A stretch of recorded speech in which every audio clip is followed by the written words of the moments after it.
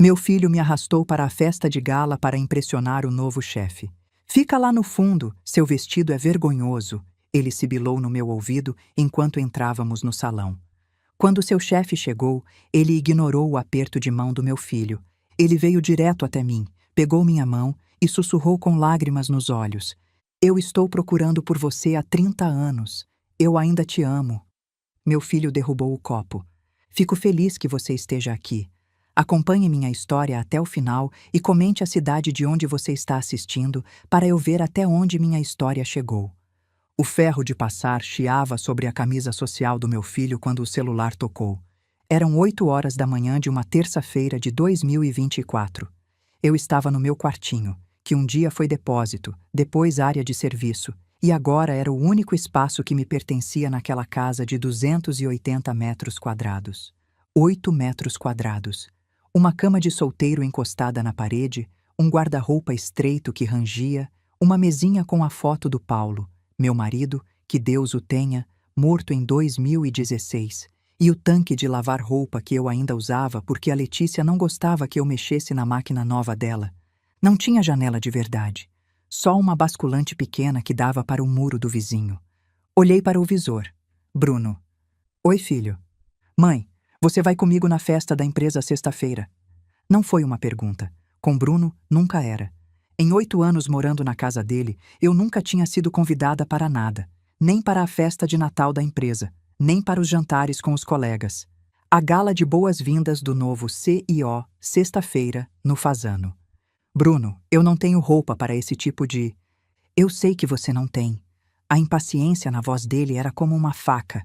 Por isso estou te avisando com antecedência. Compra alguma coisa, nada chamativo. Filho, por que você quer que eu vá? Porque o novo CEO valoriza a família tradicional. Ele fez um discurso inteiro sobre isso. Eu preciso mostrar que tenho uma família completa. Família completa. Era assim que ele me via. Não como mãe, como um item de checklist. É só você ficar num canto, ele continuou. Não fala com ninguém, não circula. Consegue fazer isso? Eu olhei para as minhas mãos. Mãos de 52 anos. Mãos que já seguraram giz, caneta vermelha, livros de literatura. Mãos que corrigiram milhares de redações. Mãos que um dia foram seguradas com amor por um homem que me olhava como se eu fosse a coisa mais preciosa do mundo. Agora eram mãos calejadas de lavar louça, esfregar chão, passar roupa. Tá bom, filho, eu vou. Ele desligou sem dizer obrigado. Naquela noite, eu estava terminando de servir o jantar quando Bruno chegou. A casa cheirava a frango assado com batatas. Passei a tarde inteira na cozinha. Letícia não ia agradecer, mas ficou perfeito. Bruno entrou tirando a gravata. Letícia já estava sentada à mesa, mexendo no celular. Eu estava colocando a travessa na mesa quando Bruno jogou 3 notas de R$ 100 na toalha bordada. Compra um vestido decente, nada de brechó dessa vez. R$ 300. Era mais do que a mesada mensal que ele me dava. R$ 800 por mês para todas as minhas necessidades. A minha aposentadoria caía numa conta que ele administrava. Eu nunca via a cor daquele dinheiro. Letícia ergueu os olhos do celular. Sogra, tenta algo que disfarce. Você sabe. Ela fez um gesto vago apontando para o meu corpo inteiro. A idade. Algo com mangas. Braço de idosa é muito... flácido. Eu apertei a travessa com força. O calor queimava minhas mãos, mas eu não soltei. Bruno já estava comendo. Ele não tinha esperado eu me sentar. Aliás, eu não sentava mais à mesa com eles. Eu servia e comia na cozinha depois. Às sobras. De pé. A senhora pode ir, Letícia disse. A gente se serve se precisar de mais alguma coisa. Eu peguei as R$ 300 e fui para a cozinha. Enquanto lavava a louça, uma memória me invadiu sem pedir licença. Eu tinha 22 anos. Estava numa lanchonete perto da USP, morrendo de fome, mas fingindo que não porque não tinha dinheiro. E um homem sentou na minha frente e disse: Eu não perguntei se você pode pagar. Perguntei se você está com fome. Henrique. Fazia 30 anos que eu não me permitia pensar naquele nome. Mas ali, na cozinha do meu filho, com R$ 300 amassados na mão molhada de detergente, eu pensei. E senti o peso de tudo que tinha perdido. Na quarta-feira, eu tive a tarde livre. Peguei o ônibus para o centro. O dinheiro estava no sutiã e eu tinha um nó no estômago. Não comprava roupa nova para mim há mais de 2 anos. A rua José Paulino estava lotada. Entrei numa loja de departamento. Uma vendedora me olhou de cima a baixo, a blusa desbotada, a calça que eu tinha há 7 anos, e decidiu que eu não valia o esforço. Entrei em outra loja. Posso ajudar, senhora? Eu estou procurando um vestido para uma festa. Algo até R$ 300. O sorriso dela murchou. 300? Aqui nossos vestidos de festa começam em 800. Foi quando eu vi a plaquinha numa travessa estreita. Brechó da Dona Márcia. Roupas de qualidade. Preços justos. Bruno tinha dito nada de brechó.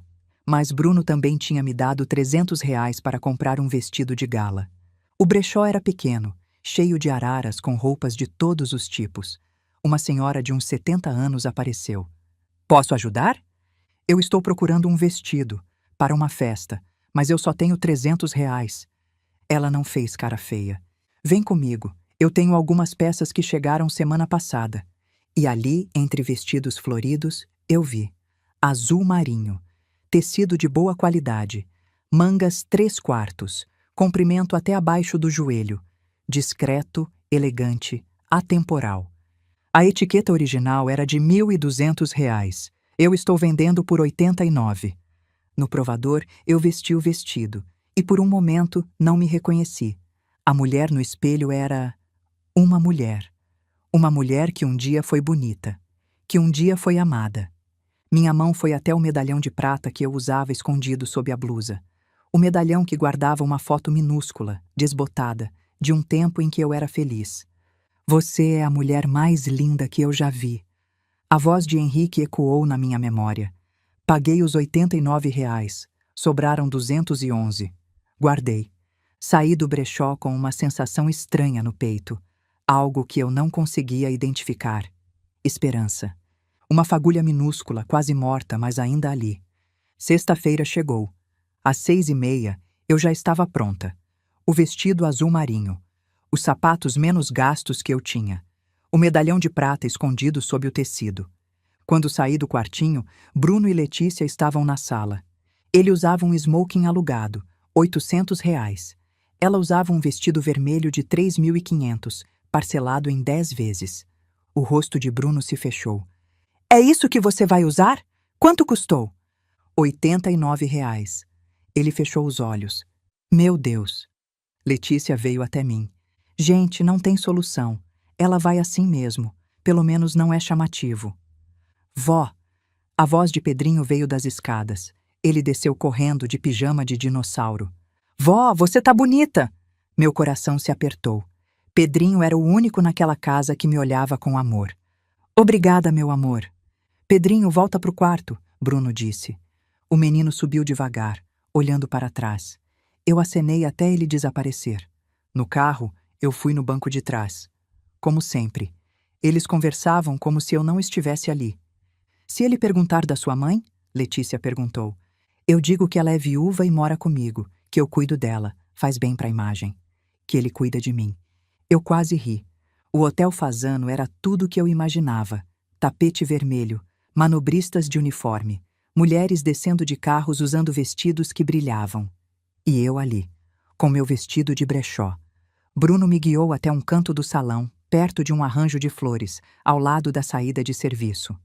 Fica aqui, não circula. Ele saiu com Letícia pendurada no braço, e eu fiquei ali, sozinha, invisível. Peguei uma taça de água de um garçom e observei o salão. Uma mulher se aproximou, loira, vestido prateado. Ah, você é do serviço? Pode pegar mais champanhe para mim? Meu rosto esquentou. Eu não trabalho aqui. Ela me olhou de cima a baixo e foi embora sem pedir desculpas. Minutos depois, um homem de meia idade esbarrou em mim enquanto passava. Nem olhou para trás. Sua esposa riu baixinho. Cuidado, querido, você quase derrubou a copeira.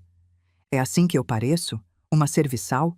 Essas mãos já seguraram livros de Machado de Assis. Corrigiram milhares de redações. Formaram gerações de alunos. Mas ali, naquele salão, eu era invisível. Pior, eu era o que eles achavam que podia pisar. Um barulho de copos em brinde cortou meus pensamentos. Murmúrios começaram a se espalhar. Pessoas se reposicionavam. Alguém importante estava chegando. A energia do salão mudou. Bruno praticamente correu para se posicionar perto da entrada. Fragmentos de conversa chegavam até mim. Dizem que ele é bilionário. Começou do zero, foi deserdado pela família. Nunca casou de verdade. O salão ficou quase silencioso. E então ele entrou. Um homem alto, cabelos grisalhos nas têmporas, porte elegante, terno impecável. Ele caminhava com a confiança de quem não precisa provar nada. Meu coração disparou. Eu não sabia por quê. Não conseguia ver o rosto dele direito daquela distância, mas alguma coisa naquele jeito de andar, na inclinação da cabeça, era familiar. Bruno se aproximou com seu melhor sorriso. Estendeu a mão. O homem ignorou. Nem olhou para Bruno. Seus olhos continuavam vasculhando o salão, procurando alguma coisa, ou alguém. O homem virou ligeiramente. A luz pegou seu rosto. E o mundo parou. Eu conhecia aquele rosto. Conhecia aqueles olhos escuros e intensos. Conhecia aquele queixo anguloso. Eu tinha sonhado com aquele rosto durante 30 anos. Henrique Valverde, meu Henrique. A taça de água tremeu na minha mão. Água respingou no vestido, no chão. Não pode ser. Mas era. 30 anos mais velho, cabelos grisalhos, rugas de expressão. Mas era ele. Ele estava ouvindo Bruno falar, mas não prestava atenção. Seus olhos continuavam percorrendo o salão. E então pararam. Pararam em mim. E eu vi o momento exato em que ele me reconheceu. Henrique empalideceu. Visivelmente. Bruno parou de falar no meio da frase. Senhor Valverde, o senhor está bem? Mas Henrique não respondeu. Ele não olhava mais para Bruno. Ele olhava para mim. Só para mim. Como se ninguém mais existisse naquele salão. E então, sem dizer uma palavra para ninguém, Henrique começou a caminhar. Diretamente na minha direção. As pessoas abriam caminho. Elas não sabiam por quê, mas algo na determinação dele fez todos se afastarem. Murmúrios viraram exclamações. Vi esposas cutucando maridos. Vi celulares sendo levantados. Todo mundo queria saber quem era a mulher de vestido simples que tinha parado o CEO no meio do salão. Quem é aquela? Ele conhece ela? Meu Deus, olha a cara do Bruno. Cada passo dele era um ano a menos entre nós. Por trás dele, eu vi Bruno, paralisado, a boca aberta. Ele tinha entendido. O CEO estava atravessando um salão lotado para encontrar a mãe que ele tinha escondido num canto. Henrique parou na minha frente. A distância entre nós era de um passo. O mesmo passo que tinha nos separado há 30 anos. Nenhum dos dois falou. Nós só nos olhamos. 30 anos de ausência. 30 anos de perguntas sem resposta. E então Henrique falou. Carmen. Só meu nome. Mas a maneira como ele falou, rouca de emoção, fez as lágrimas caírem. Henrique. Era a primeira vez em 30 anos que eu falava o nome dele em voz alta. Henrique estendeu a mão. Devagar. Como se eu fosse algo precioso que poderia se quebrar. Ele tirou a taça dos meus dedos e a colocou na mesa ao lado. Então segurou minhas 2 mãos nas dele. As mãos dele eram quentes. Maiores do que eu lembrava. Mãos de um homem de 54 anos. Mas ainda assim as mesmas mãos. E então o medalhão escapou de dentro do vestido. A corrente de prata balançou entre nós. O medalhão abriu com o movimento. Henrique olhou para baixo. Viu a foto minúscula, desbotada. Nós dois, 30 anos atrás. Você guardou, ele sussurrou. A voz dele quebrou. Esse tempo todo você guardou. Eu nunca consegui jogar fora. Ele segurou o medalhão com dedos tremendo. As lágrimas escorriam pelo rosto dele agora. Eu procurei por você durante 30 anos. A voz dele era baixa, só para mim. Eu nunca desisti. Contratei detetives. Segui pistas falsas. Eu acordava todos os dias me perguntando onde você estava. Um soluço escapou da minha garganta. Eu ainda te amo, Carmen. Nunca deixei de te amar. Mãe! A voz de Bruno cortou o salão como uma faca. Ele vinha marchando em nossa direção. O rosto vermelho. A taça de champanhe abandonada numa mesa. Mãe, nós precisamos ir. Agora. Henrique se virou devagar. O olhar dele era gelo. Ela não vai a lugar nenhum. Com todo respeito, Sr. Valverde, isso é um assunto de família. Carmen é minha família, mais do que você jamais vai saber. Bruno agarrou meu braço, com força. Os dedos dele cravaram na minha pele. Mãe, vem comigo. Me solta, Bruno. Eu disse agora. E então Henrique deu um passo à frente. Tire a mão dela. A voz dele era baixa, controlada, mas todo mundo no salão ouviu. O silêncio era absoluto. 200 pessoas assistiam. Bruno hesitou, olhou ao redor, viu os celulares gravando, viu seu futuro profissional desmoronando em tempo real. Ele me soltou, mas o estrago estava feito. As marcas vermelhas no meu braço eram visíveis, e Henrique tinha visto tudo. Eu vou lembrar disso, Henrique disse para Bruno. Não era uma ameaça, era uma promessa. Ele se virou para mim. A voz ficou gentil de novo. Você não precisa explicar nada agora, mas eu preciso conversar com você, em particular, amanhã. Ele tirou um cartão do bolso do terno. Meu número pessoal, por favor, me liga. Promete? Eu peguei o cartão. Minhas mãos tremiam. Eu prometo. Henrique sorriu. O primeiro sorriso desde que tinha me visto. O mesmo sorriso de 30 anos atrás. Então ele levou minha mão aos lábios e beijou meus dedos. Bem devagar. Para todo mundo ver. Eu esperei 30 anos. Posso esperar mais um pouco. Ele voltou para o centro do salão, mas olhou para trás uma vez, e os olhos dele ainda brilhavam. Bruno ficou parado, humilhado, o rosto em chamas. A esposa dele olhava para o chão. Ninguém se aproximava dele. O CEO tinha acabado de defender publicamente a mãe que ele escondia num canto. A carreira de Bruno tinha acabado naquela festa. Ele só não sabia ainda. Vem comigo, agora. Bruno agarrou meu braço de novo, desta vez do lado que Henrique não podia ver, e me puxou em direção ao corredor dos banheiros. Ele me empurrou para um corredor vazio. O que diabos foi isso? A raiva dele era demais, desproporcional, e algo nos olhos dele me fez duvidar. Bruno, 30 anos? O bilionário que comanda minha empresa está apaixonado pela minha mãe e você nunca mencionou? Eu não sabia que ele era. Não sabia? Bruno riu amargo, mas o riso era forçado, nervoso demais. Você não sabia que seu ex-namorado era Henrique Valverde, o cara que é capa de revista? Ele não era assim quando eu conheci, era só um estudante. Bruno se aproximou, o rosto vermelho, mas eu percebi, ele não estava surpreso de verdade, estava com medo, o medo de quem esconde alguma coisa. Escuta bem, você não vai ligar para ele, vai jogar esse cartão fora, vai fingir que hoje não aconteceu. Bruno, você vai fazer o que eu mandei ou vai ver o que acontece. Ele apertou meu braço. Eu gemi de dor. Eu não vou perder tudo por causa de um namorico de faculdade. Letícia apareceu. Bruno, vamos embora. Você conversa com ela em casa. Ele me soltou. Nós vamos embora. Você vai ficar calada o caminho inteiro. Saiu. Letícia foi atrás. Eu fiquei encostada na parede, tremendo. Meu braço latejava. Ia ficar roxo. Olhei para o cartão de Henrique. Eu deveria jogar fora, mas guardei no sutiã. Quando chegamos em casa, Bruno foi direto para o quarto sem dizer uma palavra. Eu fui para o meu quartinho. Fechei a porta. Tranquei. O cartão de Henrique ainda estava no meu sutiã.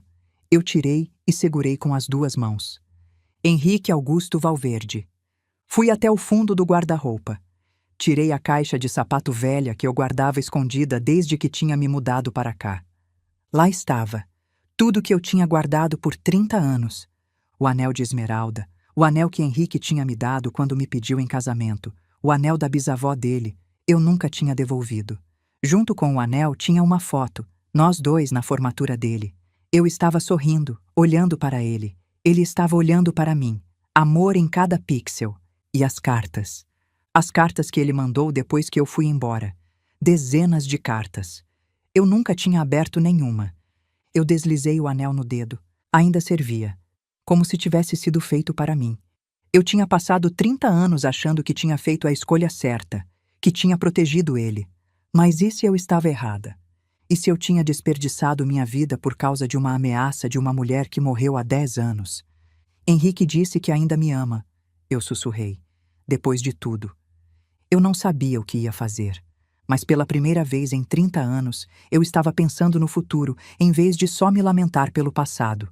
Eu mal dormi naquela noite. Mas pela primeira vez em anos, foi porque eu estava pensando no futuro. Para vocês entenderem o que aconteceu naquela festa, para vocês entenderem por que eu fui embora há 30 anos, eu preciso voltar no tempo. Preciso contar a história do amor que eu perdi. Ou melhor, do amor que eu joguei fora. Era 1994, semana de provas finais. A biblioteca central da USP estava lotada. Eram 11 horas da noite e eu ocupava 3 cadeiras, uma para sentar, 2 para espalhar meus livros de literatura brasileira. Eu tinha 22 anos, cabelos castanhos presos num rabo de cavalo frouxo, olheiras profundas, roupas simples e gastas. Eu tinha 3 mudas para a semana inteira. Na minha frente, uma pilha de copos de café. O café mais barato que existia. A prova de literatura brasileira 2 era na manhã seguinte. Valia 40% da nota. Eu precisava tirar pelo menos 8 para manter a bolsa. A bolsa era tudo. Auxílio moradia, alimentação, transporte. Sem ela, eu voltava para Osasco. Eu trabalhava em 3 empregos, dormia 4 horas por noite, mandava metade de tudo que ganhava para ajudar meus pais. Você parece que precisa de comida de verdade. A voz veio de algum lugar acima da minha cabeça. Um homem estava parado na frente da minha mesa. 24, 25 anos. Alto, bem vestido de um jeito obviamente caro. Olhos escuros e intensos. A cantina fecha em 20 minutos, mas eu conheço uma lanchonete 24 horas que tem a melhor torta de maçã da cidade. Eu preciso estudar, não de torta. Ele sorriu. Não era o sorriso debochado dos garotos ricos. Era genuíno, quase tímido. Você está há quanto tempo aqui? Eu não sei por que respondi com honestidade. Desde as 7 da manhã. 16 horas estudando. Quando foi a última vez que você comeu? Eu não respondi. Meu silêncio foi resposta suficiente. Vem, eu pago. Você não precisa me dever nada. Eu não aceito caridade. Não é caridade, é um investimento. Você está estudando o quê? Literatura brasileira. Então você vai ser professora? Quero dar aula para crianças pobres, crianças como eu fui. Algo mudou no rosto dele. Os olhos ficaram mais suaves. Então o Brasil precisa que você passe nessa prova. Por favor, deixa eu ajudar. Eu olhei para ele, para os olhos que não tinham malícia. Tá bom, uma torta, só uma torta. O sorriso dele iluminou o rosto inteiro. Qual é o seu nome? Henrique, Henrique Valverde. Carmen Lúcia Medeiros. A lanchonete era simples, azulejos trincados, bancos de fórmica rasgados. Exatamente o tipo de lugar que Henrique claramente não frequentava. Mas ele entrou como se fosse em casa. Eu comi a torta. Estava com tanta fome que esqueci de fingir que não estava. E comecei a falar. Contei sobre minha família, sobre meu pai pedreiro que acordava às 4 da manhã, sobre minha mãe que costurava até de madrugada, sobre meus irmãos que tinham largado a escola para trabalhar. Contei sobre Dona Maria, a professora que tinha mudado minha vida, que me fez acreditar que era possível sair do ciclo de pobreza. Henrique ouviu tudo em silêncio. Você é a pessoa mais corajosa que eu já conheci, ele disse finalmente. Corajosa? Eu estou só sobrevivendo. Sobreviver nas condições que você descreveu, mantendo a bolsa, trabalhando 3 empregos e ainda sonhando em ajudar os outros? Isso não é sobrevivência. Isso é heroísmo. Meus olhos arderam. Ninguém nunca tinha falado assim comigo. No ponto de ônibus, ele tirou o casaco e colocou nos meus ombros. Posso te ver de novo? Amanhã? Eu deveria dizer não. Garotos ricos não namoram garotas pobres. Tá bom, depois do trabalho. O ônibus chegou. Eu subi olhando pela janela. Henrique acenava até o ônibus virar a esquina. Eu ainda estava usando o casaco dele. Eu ainda estava sorrindo. Nos meses seguintes, Henrique se tornou parte da minha vida. Ele estudava na mesma biblioteca que eu. Trazia lanches que sobraram em casa, café que tinha comprado sem querer a mais. Eu sabia que era mentira. Ele estava cuidando de mim do único jeito que eu permitia. 3 semanas depois, estávamos num banco do campus. O sol se punha, pintando o céu de laranja. E ele me beijou. Eu sei que você vai dizer que não pode dar certo, ele disse rapidamente. Que eu sou de uma família rica e você é de Osasco. Eu sei de todos os argumentos. E eu não me importo. Eu te quero, Carmen. Eu deveria ter sido sensata. Eu também te quero. Nos meses seguintes, vivemos uma vida dupla. Ele me levava para conhecer seu mundo. Festas em mansões, jantares em restaurantes caros. Eu me sentia deslocada em todos, mas ele nunca se envergonhava de mim. Me apresentava com orgulho. Em troca, eu o levei para conhecer Osasco, a casa pequena dos meus pais. Minha mãe serviu feijoada. Henrique elogiou a comida, comeu 3 pratos, ajudou a lavar a louça. Meu pai me puxou de lado depois. Esse aí é diferente dos outros ricos. Esse aí tem alma. Era março de 1995 quando ele me pediu em casamento. No Lago do Campus, fim de tarde. Sol dourado. Henrique tirou uma caixa de veludo do bolso. Isso era da minha bisavó. Minha avó deu para mim. Não para minha mãe, para mim. Ela disse que eu saberia para quem dar quando encontrasse a pessoa certa. Uma esmeralda pequena, cercada por diamantes minúsculos. A coisa mais linda que eu já tinha visto. Carmen Lúcia Medeiros. Ele se ajoelhou. Casa comigo? Sim, sim, sim. Ele colocou o anel no meu dedo. Cabia perfeitamente. Naquela noite ficamos horas planejando. Casamento depois da minha formatura. Cerimônia simples. Filhos, 2, 3, quantos viessem. Era perfeito. Eu não sabia que a 30 quilômetros dali, os pais de Henrique já sabiam. Que detetives investigavam. Que o noivado secreto não era mais segredo. E que em menos de um mês, tudo ia acabar. 2 semanas depois do noivado, eu descobri que estava grávida. 2 linhas no teste de farmácia. Eu fiquei sentada no chão do banheiro por 1 hora. 22 anos, noiva, grávida. Eu deveria contar para Henrique, mas algo me fez hesitar. Se a família dele já não me aceitava como noiva, como iam reagir a uma gravidez? Iam dizer que eu tinha feito de propósito, que era golpista. Decidi esperar alguns dias. 2 dias depois, recebi um telefonema. Senhorita Carmen, aqui é a assistente da senhora Eugênia Valverde.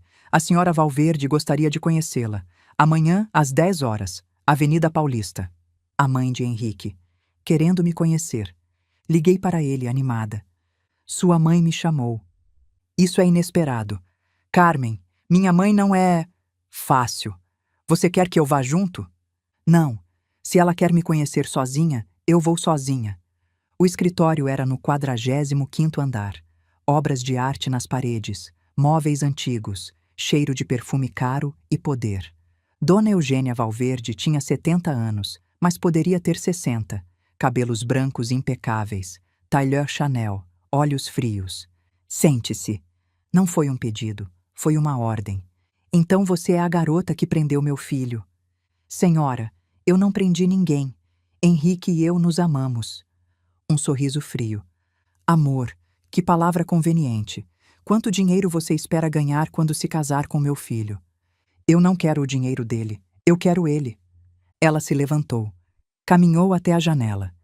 Deixe-me explicar como as coisas funcionam. Você é uma distração, um capricho de juventude. Ele me pediu em casamento, com o anel da bisavó. Um anel que pertence à minha família há 4 gerações. Um anel que você não merece usar. Ela se virou. Os olhos eram gelo. Eu investiguei você. Filha de pedreiro e costureira, bolsista, 3 empregos, muito previsível.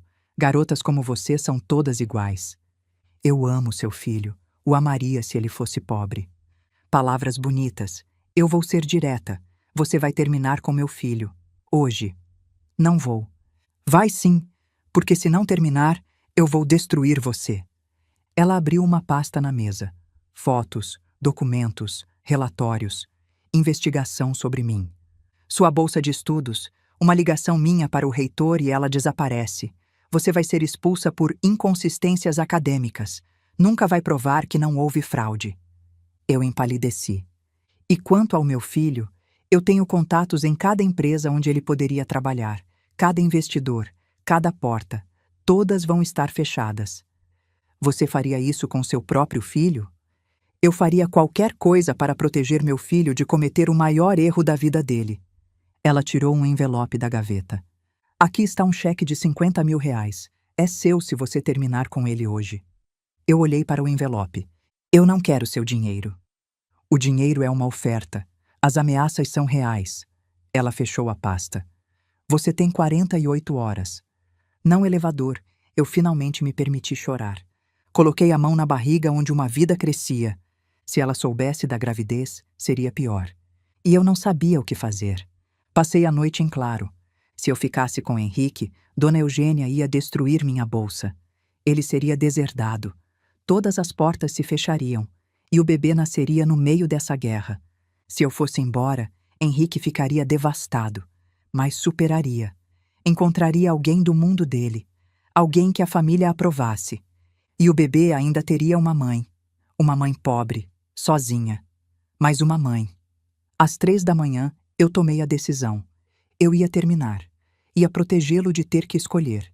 Carregar esse peso sozinha. Era a decisão mais dolorosa da minha vida.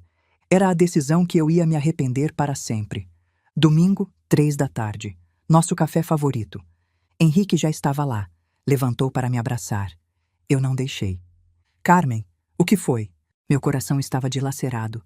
Henrique, eu pensei muito sobre nós. Eu não posso me casar com você.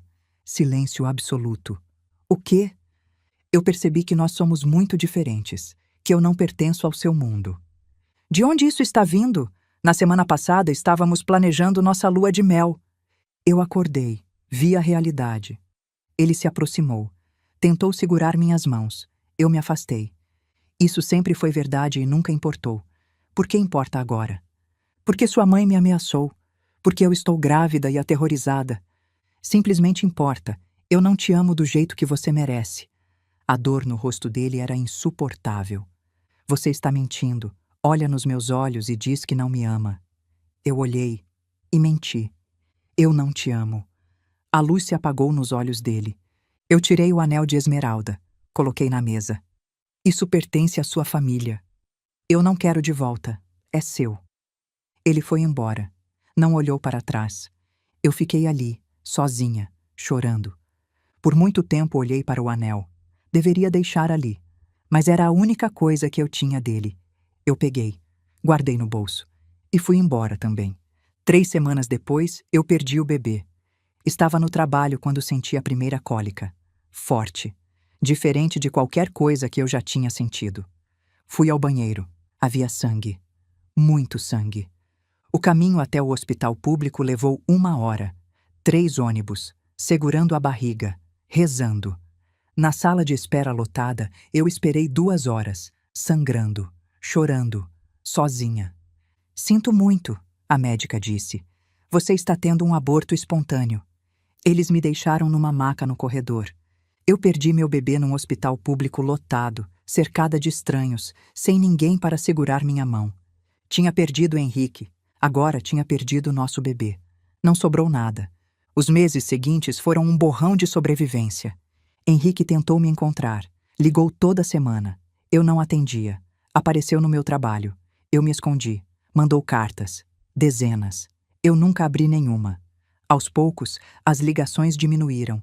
Ele desapareceu. O que eu não sabia, seu pai o tinha mandado para um MBA no exterior. Me formei em dezembro. Consegui emprego como professora numa escola pública de periferia.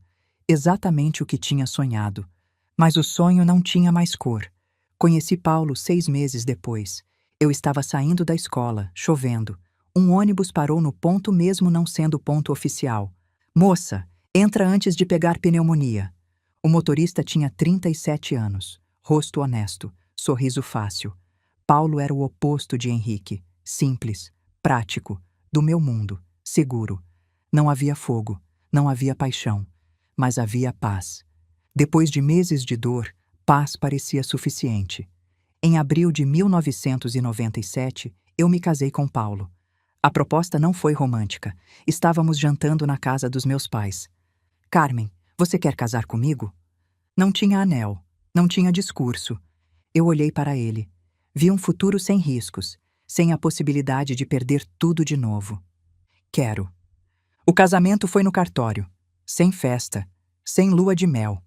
Na caixa de sapato, junto com o anel de esmeralda, eu coloquei as cartas de Henrique que nunca abri, e prometi a mim mesma que nunca mais ia olhar para aqueles objetos. Era hora de seguir em frente. Era hora de esquecer. Eu não sabia que algumas coisas não podem ser esquecidas, que alguns amores não morrem, que 30 anos depois, tudo ia voltar. Eu casei com Paulo achando que estava escolhendo segurança. Ele me amava do jeito dele, me respeitava, me via. Mas a prisão que veio depois, essa foi construída pelo meu próprio filho. E agora, vocês conhecem a história completa. Sabem por que eu deixei Henrique. Sabem o que eu perdi. Mas a história não acabou ali. Na verdade, ela estava apenas começando. Eu acordei às 5:30 da manhã, como sempre. Por um momento, deitada no escuro do quartinho, eu pensei que tinha sido um sonho. A festa. Henrique. O reencontro. Mas então olhei para minha mão. O anel de esmeralda ainda estava no meu dedo. Eu tinha adormecido com ele. Não foi um sonho. Olhei para meu braço. O roxo já estava escuro, da cor de berinjela. As marcas dos dedos de Bruno visíveis na minha pele. Tirei o anel devagar e guardei de volta na caixa de sapato. Vesti a roupa de sempre, calça velha, blusa desbotada. A roupa de quem é invisível. O cartão de Henrique foi para o bolso da calça. Fui para a cozinha no piloto automático. Liguei a cafeteira. Coloquei a mesa do café. Mas dessa vez, quando terminei, eu não fui buscar o jornal. Eu sentei. Sentei à mesa da cozinha onde eu nunca sentava. Peguei uma xícara de café. O café bom, que era só para Bruno e Letícia. E bebi. Henrique me procurou por 30 anos. Enquanto eu estava casada com Paulo, criando Bruno, sobrevivendo, Henrique estava me procurando. Mãe? A voz de Bruno me fez pular. Ele estava parado na entrada da cozinha, de pijama, olhando para mim com uma expressão que eu não conseguia decifrar. Você está sentada, ele disse. Estou. Você nunca senta aqui. Pois é, hoje eu sentei. Ele me olhou por um longo momento, então sentou na minha frente. Você ligou para ele? Ainda não. Bom, não vai ligar. Eu não respondi. Mãe, vamos conversar como adultos. Aquele homem comanda minha carreira, meu futuro. Ontem ele declarou amor para você na frente de 200 pessoas. Você entende a posição em que isso me coloca? Entendo. Então você entende que não pode ter contato com ele. Por quê? A pergunta pareceu surpreendê-lo. Porque vai parecer que você está usando sua conexão com ele para me beneficiar. Ou pior, que eu estou usando minha mãe para chegar no chefe. E isso te preocupa mais do que o fato de que um homem me procurou por 30 anos? Bruno colocou a xícara na mesa com força. Eu não quero saber da sua história de amor, mãe. Quero saber se você vai arruinar minha carreira. Eu olhei para o meu filho. Quando você se tornou assim, Bruno? Frio, calculista. Eu me tornei assim sobrevivendo, igual você deveria ter feito. Eu passei quase 30 anos cuidando de você. Trabalhei em 3 empregos para pagar sua escola. E agora você me trata como empregada. Eu te dei um teto.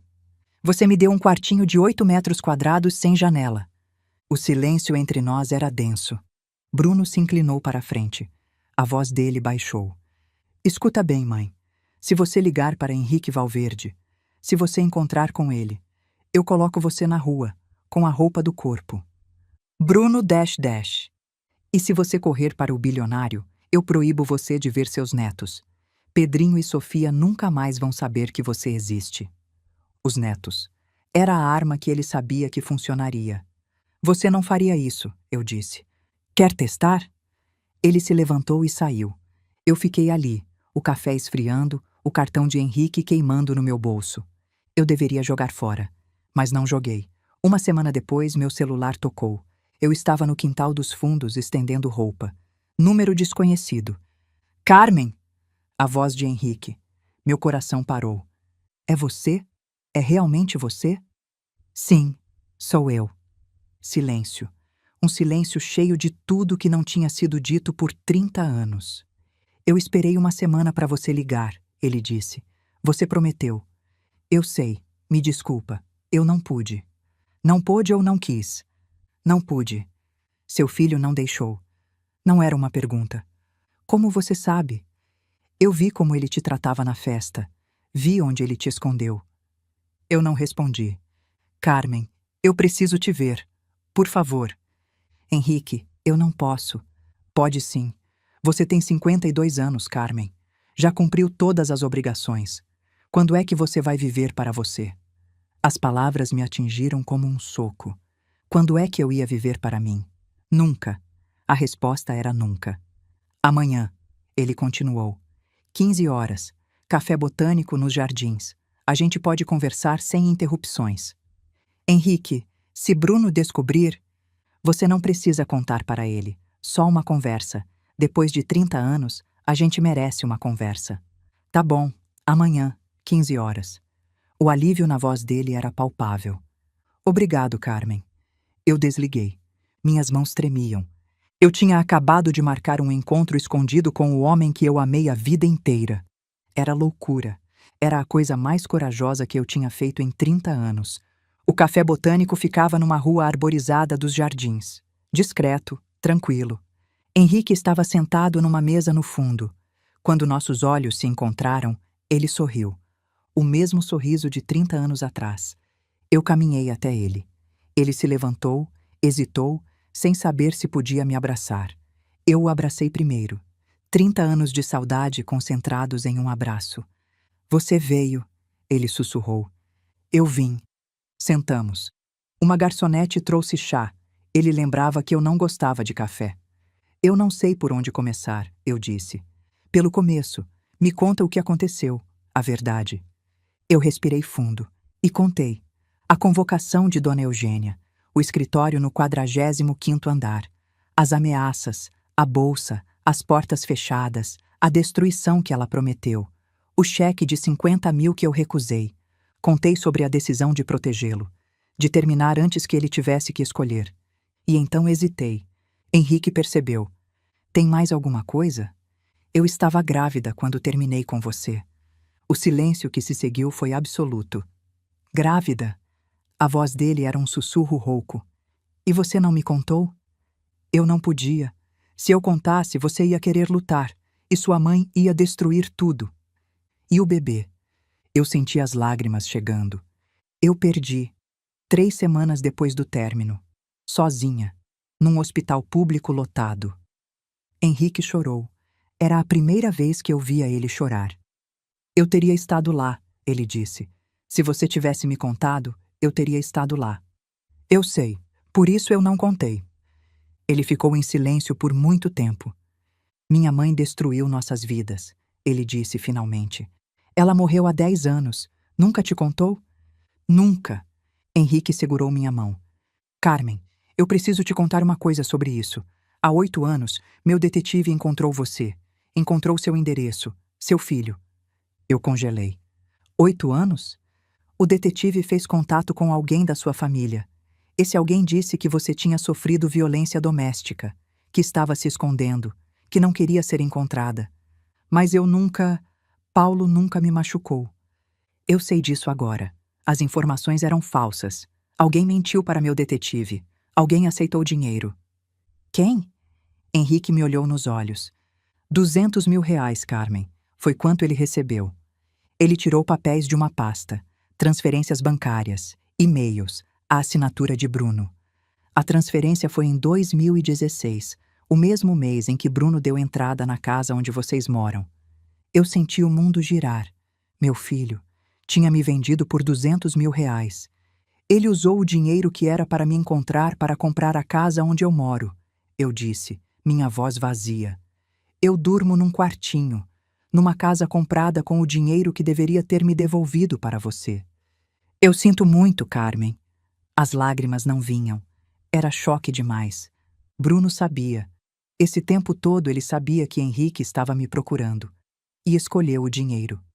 Ele me manteve presa, eu disse. Conscientemente, deliberadamente. Sim, meu próprio filho. Henrique segurou minhas 2 mãos. Carmen, você não precisa voltar para aquela casa. Eu não tenho para onde ir. Você tem. A Fundação Valverde tem uma divisão de educação. Trabalhamos com escolas públicas em comunidades carentes. Exatamente o trabalho que você sempre sonhou. Henrique, eu tenho 52 anos. Eu estou te oferecendo um emprego porque você é a pessoa mais qualificada que eu conheço. Quase 30 anos de experiência em escola pública. Mestrado em educação que você fez aos 40. Você conhece a realidade do chão de escola como ninguém. Salário de 15 mil reais por mês. É o que pagamos para diretores de programa. Eu engasguei. E a fundação oferece moradia para funcionários. Um apartamento, seu, enquanto trabalhar conosco. Um apartamento meu? Seu, com seu nome na porta. Eu senti as lágrimas chegando. Não de tristeza, de esperança. Por que você faria isso por mim? Porque eu nunca parei de te amar e porque você merece uma vida melhor. Eu voltei para casa às 5 da tarde. Bruno estava na cozinha quando entrei. Ele me olhou de cima a baixo, o vestido azul marinho, a postura diferente. Você saiu. Onde você foi? Eu já disse, no médico. Vestida assim, você foi encontrar com ele. Eu não respondi. Eu avisei você, mãe. Eu avisei o que ia acontecer. Sim, você avisou. E você foi assim mesmo. Fui. Ele se aproximou, o rosto vermelho de raiva. Você tem noção do que você fez? Eu tenho noção de muita coisa agora, Bruno. Algo na minha voz o fez parar. Eu peguei os papéis que Henrique tinha me dado. 200 mil reais, Bruno. Foi quanto você recebeu para mentir sobre mim há 8 anos. O sangue sumiu do rosto dele. Você vendeu informações falsas para o detetive de Henrique. Disse que eu tinha sofrido violência, que eu estava me escondendo. Mãe, isso. Você usou o dinheiro para dar entrada nessa casa. Nessa casa onde eu moro num quartinho de 8 metros quadrados, onde eu trabalho de graça como sua empregada. Eu posso explicar. Você me manteve afastada do homem que me procurou por 30 anos. Você me vendeu, Bruno, sua própria mãe. O rosto dele se transformou, da culpa para a raiva. Eu fiz o que era melhor para essa família. Melhor para quem? Você embolsou 200 mil e me usou como empregada grátis. Você acha que aquele homem te ama de verdade? Ele é bilionário, está te manipulando. Engraçado você falar em manipulação. Você que me manipulou por 8 anos. Eu te dei um teto. Você me deu uma prisão. Eu respirei fundo. Acabou, Bruno. Eu vou embora. Ele riu. Ir embora? Para onde? Você não tem nada. Eu tenho mais do que você pensa. Vou trabalhar para a fundação dele, como diretora de programas educacionais. Ele está te comprando. Pense o que quiser. Eu não preciso mais da sua aprovação. Se você sair dessa casa, você nunca mais vê Pedrinho e Sofia. Eu parei. Você ia fazer isso com seus próprios filhos? Tirar a avó deles? Eu faço o que for necessário. Eu olhei para o meu filho, para o estranho que usava o rosto do menino que eu criei. Se você me proibir de ver meus netos, eu vou para a justiça. A voz tem direitos, e com os recursos de Henrique, eu tenho como lutar. Bruno empalideceu. Você não teria coragem. Tente me impedir. Letícia apareceu na porta. O que está acontecendo? Eu estou saindo, eu disse. Amanhã vou arrumar minhas coisas e vou embora de manhã. Embora? Para onde? Para um apartamento meu, com uma vida minha, longe de vocês. Eu passei a noite arrumando minhas coisas. Não tinha muito. Uma mala com roupas. A caixa de sapato com minhas memórias. Alguns objetos pessoais. 52 anos de vida cabiam em 2 bagagens. Às 11 da noite, alguém bateu na porta. Era Pedrinho. De pijama, os olhos preocupados. Vó, eu ouvi vocês brigando. Você vai embora de verdade? Eu me ajoelhei na frente dele. Vou, meu anjo. A avó vai morar em outro lugar. Por quê? Porque a avó precisa de um lugar só dela. Um lugar onde ela possa ser feliz. Você não é feliz aqui? Os olhos dele me olhavam com uma pureza que quase me fez chorar. Não, meu amor. A avó não é feliz aqui há muito tempo. É culpa minha? Não. Eu o abracei forte. Nunca é sua culpa. Você é a melhor coisa dessa casa. Eu ainda vou poder te ver? Eu vou fazer de tudo para você me visitar. Eu prometo. Ele me abraçou de volta. Eu te amo, vó. Eu também te amo, meu anjo. Mais do que tudo. Depois que Pedrinho voltou para o quarto, eu terminei de arrumar. Sentei na cama pela última vez. Olhei ao redor do quartinho onde tinha dormido por 8 anos. Amanhã, quando o sol nascesse, eu ia sair pela porta da frente e nunca mais voltar. Mandei uma mensagem para Henrique. Estou pronta. Amanhã, às 8 horas. A resposta veio em segundos. Eu vou mandar um carro. Você é a mulher mais corajosa que eu conheço. Eu sorri. Pela primeira vez em muito tempo, um sorriso de verdade. Naquela noite, eu tomei a decisão mais difícil da minha vida. Não foi deixar Bruno. Isso deveria ter acontecido há anos. Foi aceitar que eu merecia mais, que eu tinha direito de ser feliz. Eu tinha 52 anos. A maioria das pessoas já tinha desistido. Mas eu não. Eu estava apenas começando. Eu acordei às 5:30 da manhã. Mas dessa vez foi diferente. Dessa vez, eu acordei sabendo que era a última vez que abria os olhos naquele quartinho sem janela. Tomei banho. Vesti o vestido azul marinho. Arrumei as malas uma última vez. Às 8 em ponto, meu celular tocou. Dona Carmen, estou na frente da casa. Já estou descendo. Peguei as malas. Abri a porta do quartinho. Olhei para trás uma última vez. 8 anos. 8 anos da minha vida naquele espaço de 8 metros quadrados. Nunca mais. Bruno estava na sala, de pé, braços cruzados, bloqueando a passagem. Então você realmente vai fazer isso? Vou. Se você sair por essa porta, acabou. Você não volta mais. Eu sei. Vó! Pedrinho desceu correndo as escadas ainda de pijama.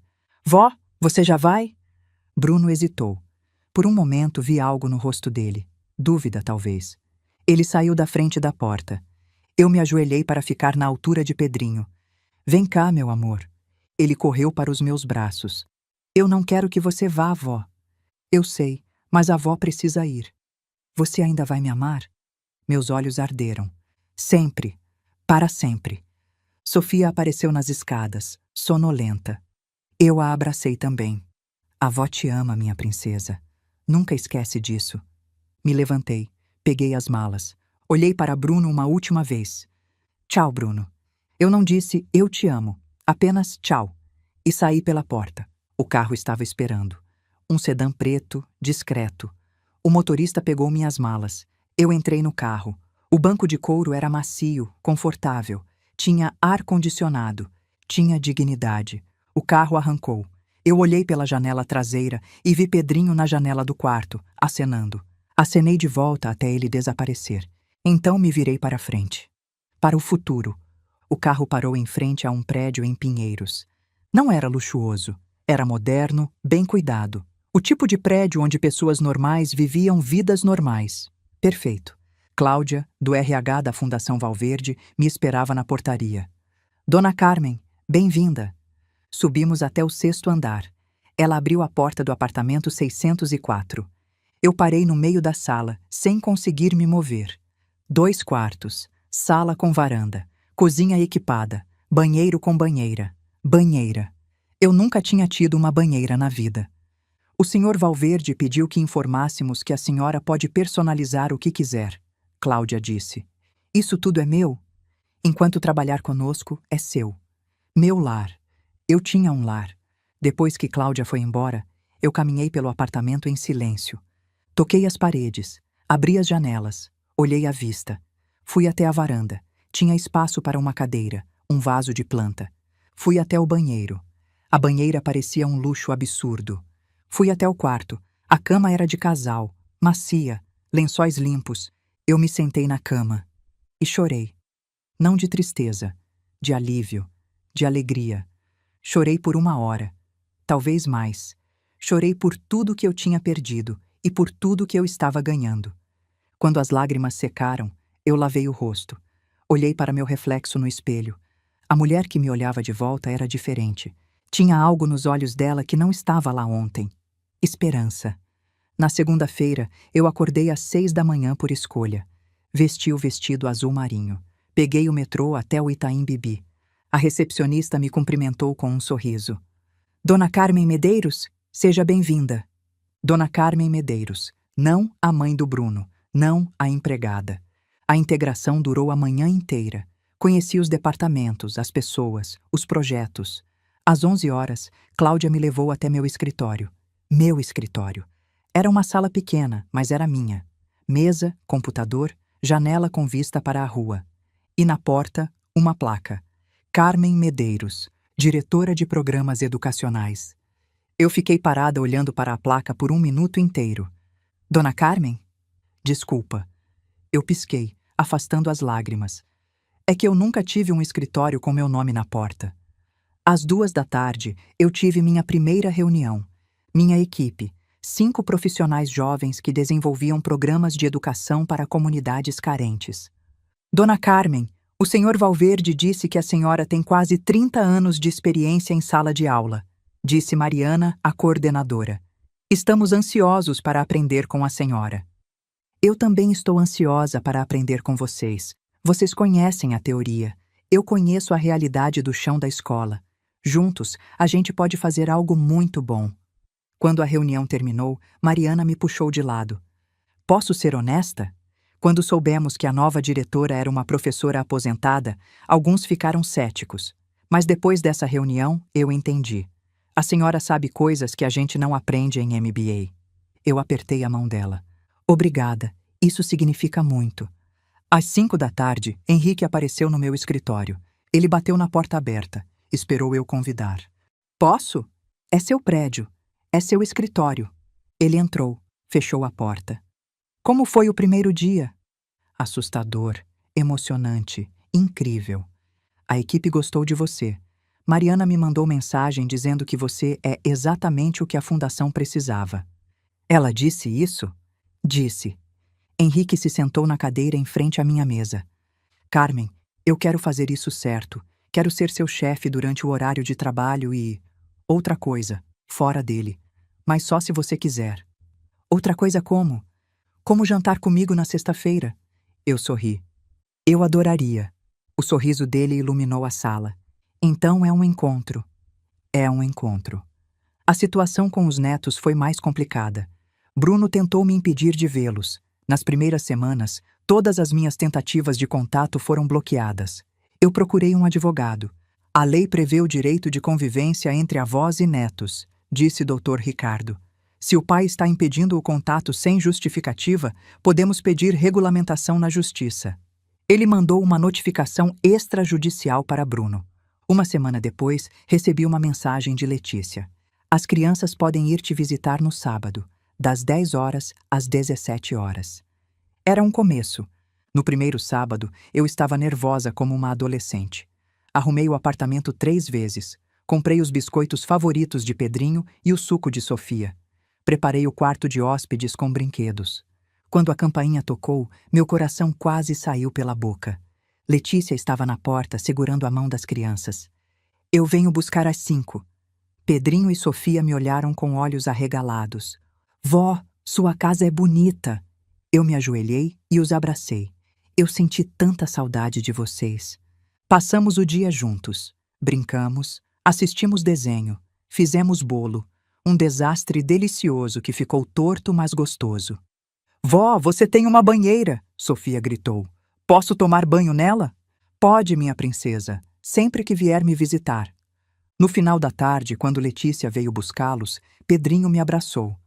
Vó, eu gosto mais da sua casa nova do que da casa do papai. Por que, meu amor? Porque aqui você está feliz.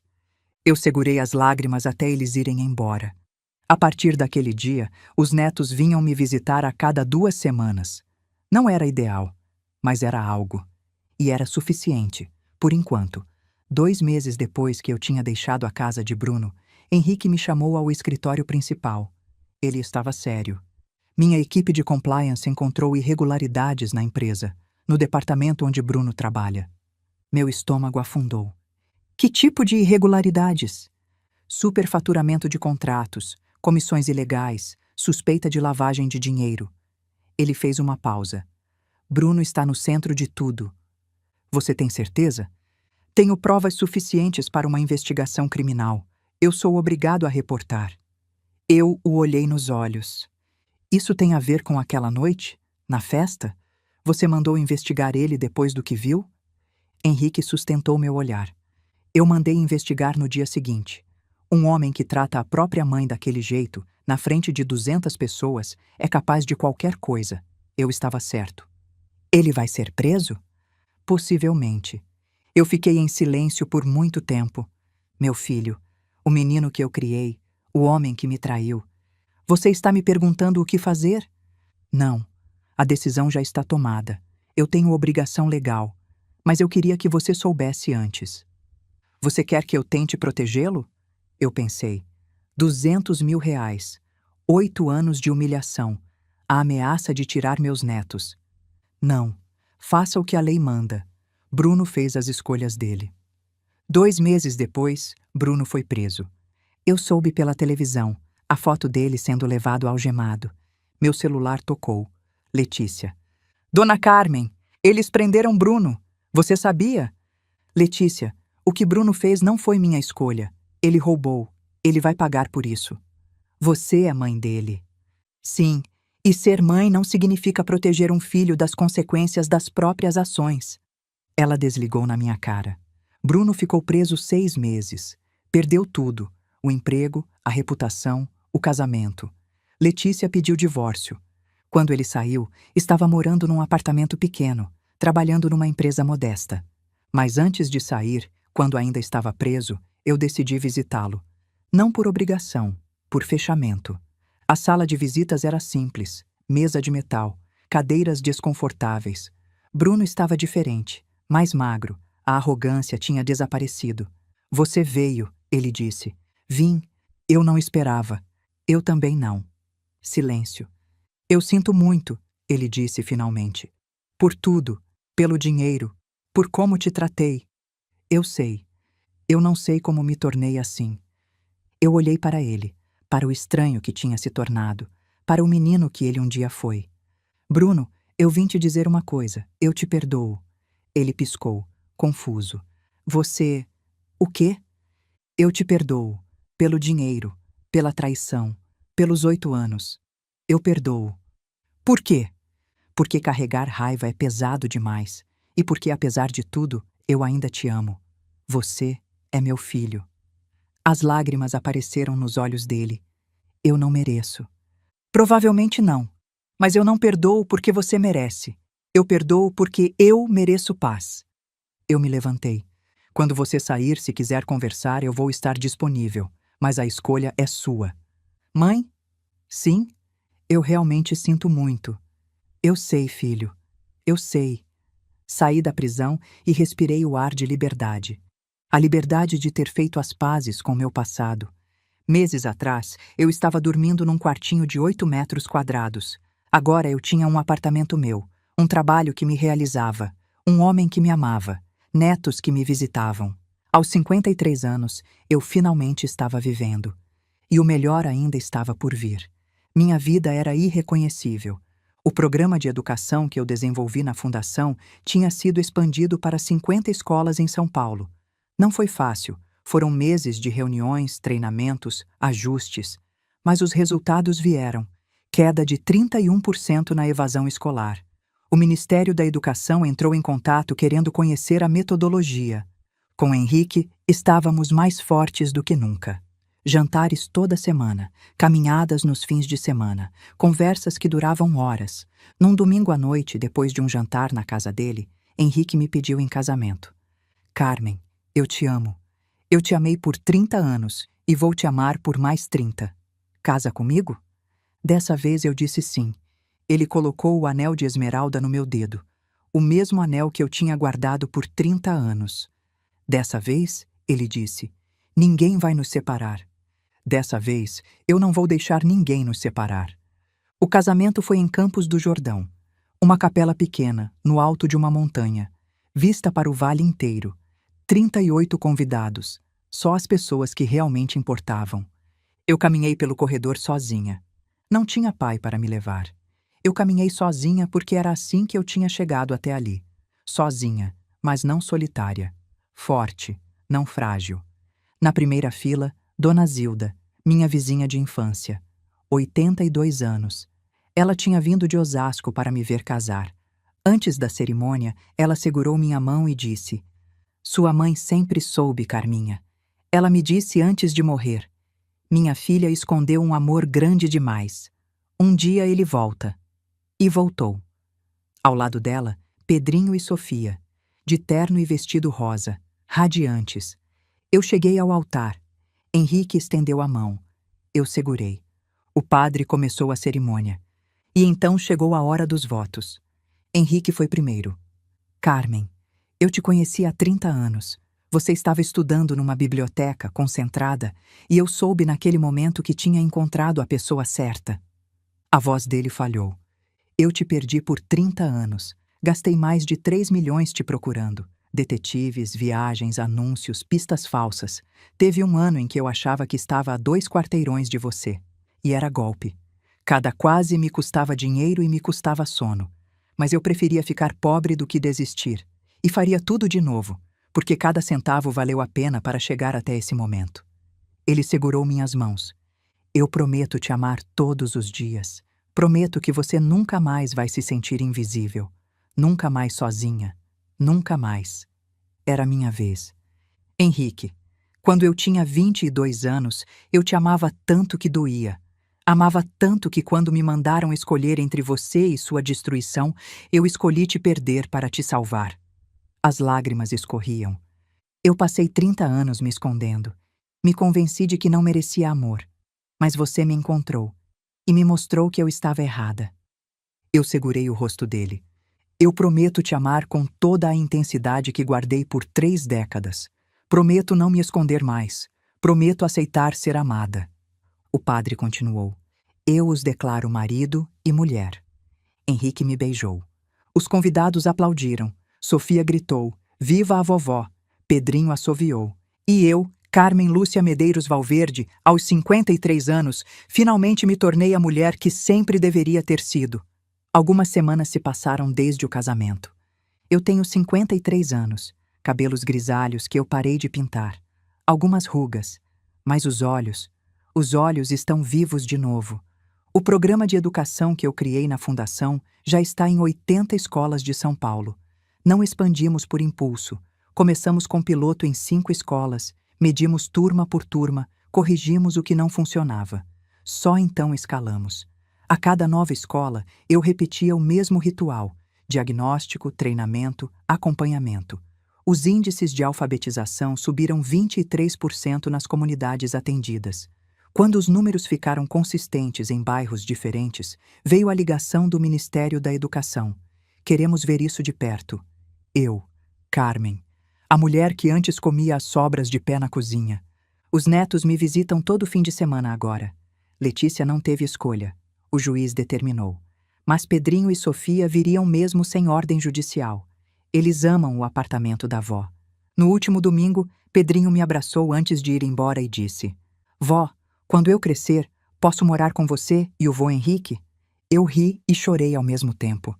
Bruno saiu da prisão há algumas semanas. Cumpriu a pena em regime semiaberto.